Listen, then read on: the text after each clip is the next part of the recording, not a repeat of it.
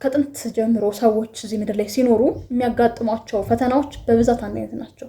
ጠንካራ ነው በሚል ማስክ ውስጥ እንደበቃለን። ስሜቶቻችንን በተዳፈኑ ቁጥር አይጠፉም።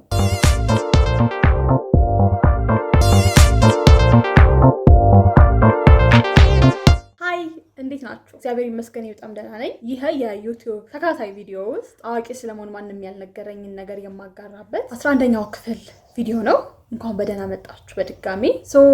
በዚህኛው ቪዲዮ እኔ በጣም በቅርቡ የተማርኩት ብዬ ከማስበው አዲስ ነገር እሱ ነው ማጋራችሁና እንደውም የቴሌግራም ቻናል ሁላ ከፍቼ እዚህ ነገር ላይ በደንብ መስራት አለብኝ ብዬ እንዳስብ ያደረገኝ ነገር ነው። ስለ ስሜት ስናወራ ብዙ ጊዜ ስሜቶቻችንን ማውራት ወይም ደግሞ ስለሚሰሙን ስሜቶች ለሰዎች ማጋራት ኢቭን ለራሳችን ራሱ መናገር ብዙ ጊዜ የተለመደ ነገር አይደለም። እሳት አለና ያ እሳት ለምሳሌ በጣም ብዙ ጊዜ እሳት ወይንና የዝንቻለን ወይም ደግሞ ኩሽና ውስጥ በእንጨት ለምሳሌ እሳት አያይዘን የምንሰራ ከሆነ ያንን እሳት ለቀጣይ የምንፈልገው ከሆነና እንዳይጠፋ ስንፈልግ ምን እናደርጋለን? ከላዩ ላይ አመድ እናደርግበታለን። አመድ ስናደርግበት ያፍም አይጠፋም፣ ተዳፈነ እንደማለት ነው። ያፍም ይዳፈናል። በምፈልገው ሰዓት ላይ አመዱን እፍፍ ብዬ ከስር ያለውን እሳት አወጣለሁኝ። ለቀጣይ ደግሞ ሌላ አዲስ እሳት ለማንደድ እጠቀምበታለሁኝ እንደማለት ነው። ስሜቶቻችንን በተዳፈኑ ቁጥር አይጠፉም። የሆነ ነገር አጥተን ስላለበስናቸው ኢግኖር ስላደረግናቸው እንዴ ጠንከር በል እንጂ ወንድ ልጅ አይደለ እንዴ ጠንከር በል እንጂ ምንድነው እንደዚህ መሆን ስለተባለን ኦኬ መጠንከር አለብኝ ስላልን ጠንካራ ሰዎች አንሆንም። መጠንከር አለብኝ ስላልን እነዛ ስሜቶች ከውስጣችን ጭራሹን ውጥት ብለው በቃ ባንዴ ጠንካራ ሰው ሆንኩኝ አንልም። በልጅነት ቢሆን እንል ነበር። እሱ ልጅ ሆነን ስለ ኢሞሽን አንደኛ ኢሞሽኖቻችንን በጣም እንድንለቃቸው ይፈቀደልናል። ልጅ ሆነን በነበረበት ሰዓት ላይ ስናለቅስ በጣም ብዙ ጊዜ ያው እንድናለቅስ ይፈቀድልናል። ወይም ደግሞ ምን ሆነህ ነው ለምሳሌ ወድቀን ከሆነ ምን ሆነሽ ነው ምን መቶሽ ነው ምን የቱ ጋር ነው እስኪ ትወይልኝ ልምታልሽ ተብሎ በደንብ እስኪወጣልን ድረስ እናለቅሳለን። ከዛ ባለፈ ማይዞሽ ሽን ተናረግልሻለሁ እንትንልሻለሁ ምን ሆነ የቱና መመሻ ይዞሽ እፍ ምናምን ይሉልናል። ስሜቶቻችንን እናወጣለን። እያደግን ስንሄድ ግን እነዛን ስሜቶች ለማውጣት አይደለም ሰው የሚያበረታታን። እንዴ አንተ ትልቅ ሰው አይደለ እንዴ በዚህ እድሜ ልታለቅስ እንዳይሆን በስማ ወንድ አይደለ እንዴ ምናምን እንባላለን። ሰው ፊት ማልቀስ አለበት ወንድ ልጅ ማልቀስ አለበት የለበትም የሚል አይነት ክርክር ውስጥ አይደለም እንገባው። ግን ስለ ስሜቶች እንዳጠቃላይ እያደግን ስንሄድ ስላለን እይታ ነው። የሰው ልጅ ሲናደድ ሲከፋ ሲበሳጭ አይደለም ለሌላ ሰው ይቅርና ለራሱ አውጥቶ እንዳይናገር እንዴ ጠንከር ማለት ነው እንጂ ያለብህ ኑሮኮ ከዚህም በላይ ነው እየተባለ ስሜቶቻችንን በጣም ሰፕረስ እንድናደርግ ሲደረግ ነው የኖረው። እኔም ያደኩ በሄድኩ ቁጥር ያንን ነገር ነበር ስመለከት የነበረውና ለስሜቶቼ ምንም አይነት ቦታ ሰጥቼ አላውቅም ነበር። እሱ ደግሞ እንዴት ነው ያልሆነውን ነገር እንደሆነን እንዲሰማን ያደርጋል። እኔ ጠንካራ ሰው ነኝ ለዚህ ነገርማ ልበገርለትም ጠንካራ ሰው ነኝ። ጠንካራ ነው በሚል ማስክ ውስጥ እንደበቃለን። በጣም ብዙ ጊዜ አይታችሁ ከሆነ ጠንካራ የሚባሉ ሰዎች የሆነ ሰዓት በጣም ስብር ብለው ሲሰበሩ እናያቸዋለን እና አንዳንዴ እንደነቃለን። እነዚህ ሰዎች እውነትም ይሰበራሉ እንዴ? የሆነ ሰዓት እኛን ሲያጽናኑ ሁሌ ከጎናችን ሆነው ምን ሆነ ምን ጎደለ ሲሉ የነበሩ ሰዎች ስናያቸው በውስጣቸው ምንም አይነት ስሜት ያለ አይመስለንም እና የሆነ ቀን ድንገት የሆነ ቦታ ላይ ሲያለቅሱ አዝነው ተክተው ሲቀመጡ ስናይ አንደኛ እድልን ማንሰጣቸው እንዲያዝኑ ራሱ እንዴ አንተ ጠንካራ ሰው አይደለ እንዴ ምን ሆነ ነው የምንለው። ምክንያቱም ያ ሰው ሲለማመደው የነበረ ጠንካራነት በውስጡ አለ ማለት ነውና እንደ ሰውም ስሜቱን እንዴት ነው እንዲገልጽ አልተፈቀደለትም። ከዛ ባለፈ ግን በጣም ብዙዎቻችን ላይ ስሜቶቻችንን በግልጽ መናገር ሳይሆን ኦኬ እኔ ጠንካራ ነኝ እኔ ይሄን ነገር መውጣት አያቅተኝም ከሚለው ነገር ጋር ነው ሪሌት የምናደርጋው። ደካማነት ማለት ስሜትን መግለጽ ነው እኩል ይሆናል። ጠንካራነት ማለት እኩል ይሆናል ስሜትን አለመግለጽ ወይም ስሜትን አለማሳየት። አሁን ላይ ደግሞ ስሜት አልባ መሆን ወደሚለው እየመጣ ያለበት ሁኔታ ነው። እንደዛ ብዬ ማሰቤ በሰዓቱ በጣም ብዙ ነገር አስከፍሎኛል፣ ጎድቶኛል ብዬ አስባለሁ። ምናልባት ይሄ አዋቂ ከመሆኔ በፊት ብማረውና ስለዚህ ነገር በደንብ ባቅ ኖሮ በጣም በቀላሉ ሊያልፉ የሚችሉ ነገሮች ቢሆንስ በቀላሉ ከሰው ጋር አውርታችሁበት እንዴ ተሰማኝ ስትሉ ኦኬ እኔም እኮ እንዲሰማኛል ወይም ደግሞ እንትናም እኮ ተሰምቶታል ኦኬ እንደ ሰው የሚሰማኝ መሰማት ያለበት ስሜት ነው። ይሄ ስሜት it's not weird እንዴት ነው እኔ ብቻ ስለሆንኩ የተሰማኝ ያለ ስሜት አይደለም።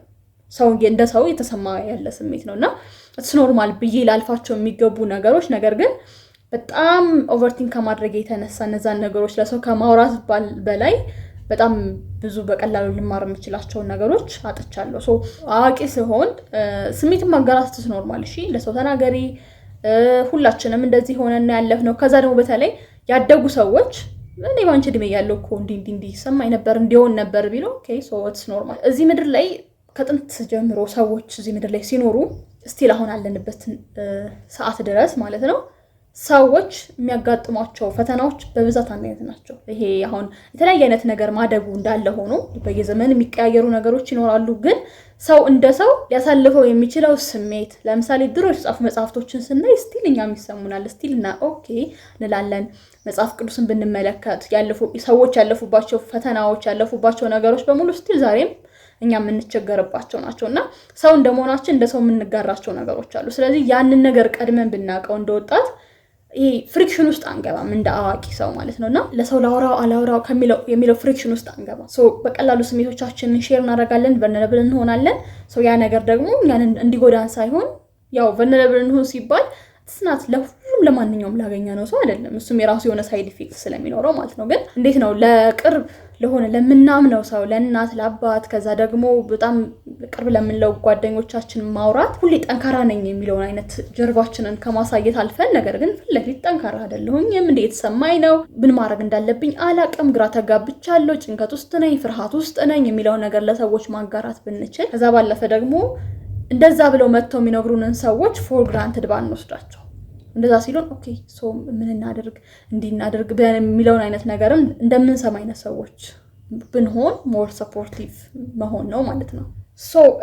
ስሜቶቻችን እንደሱ እሱን ካሰብኩ በኋላ ከኔ ባለፈን በጣም ብዙ ሰዎች በእንደዚህ አይነት ችግር ውስጥ ያልፋሉ የሚለውን አይነት ሐሳብ ማሰብ ጀመርኩኝ። ደግሞ ትክክል ነበረ። ብዙ ሰዎችን ስመለከት ስቲል ቲክቶክ ላይ ኦር ዩቲዩብ ላይ የምታዩ ከሆነ በጣም ብዙ ሰው ስለ ጭንቀት ኦር ስለሆነ ነገር የሆነ ኮንተንት ሰርቶ ፖስት ሲያደርግ ብዙ ሰዎች ኮመንት ላይ ሊሆን ይችላል የሚያደርጉትን የሚጽፉት ነገር እንዴት ነው እኔም ጋር የሚሰማኝን ነገር ነው የተናገርክልኝ ሰኔ ነው እንደምታወራው የሚል አይነት ነገሮችን እመለከታለሁና ያ ኦኬ ሶ ይሄ ነገር ሁላችንም ጋር ያለው ፍርሃት አለ የሚሰማንን ነገር ለመናገር ለሰዎች ከዛ ባለፈ ደግሞ ለሰዎች ብቻ ሳይሆን ለራሳችን ቁጭ ብለን ስሞቻችን ኢሞሽኖቹን ስሞች የመናገር ችግር አለበት። እንደ ሶሉሽን እኔ ስሜቶችን ማዳመጥ ከጀመርኩ በኋላ የስሜቶችን ስም መስጠት ለምሳሌ አሁን የተናደርኩኝ ከሆነ ንዴት ይባላል። ይሄ ስሜት ለምንድነው የተናደርኩት? ንዴቱ ምንድነው የፈጠረው? ለምንድነው የተናደርኩ ያለሁት?